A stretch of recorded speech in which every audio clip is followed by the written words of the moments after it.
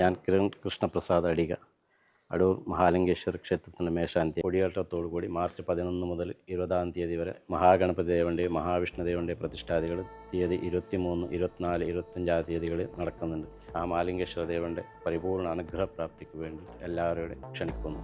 നിന്നേക്കാളും വലിയൊരു ഭക്തൻ എനിക്ക് ഉണ്ടാവില്ല നന്ദി. നീ എനിക്ക് ഏറ്റവും പ്രിയപ്പെട്ടവനാണ്. നാം നിനക്കൊരു ആശീർവാദം നൽകുകയാണ്. നിന്റെ കാതുകളിൽ ഭക്തർ വന്ന് പറയുന്ന പരാതികളെല്ലാം തന്നെ നിശ്ചയമായും അവ എന്നിലേക്ക് എത്തിയിരിക്കും.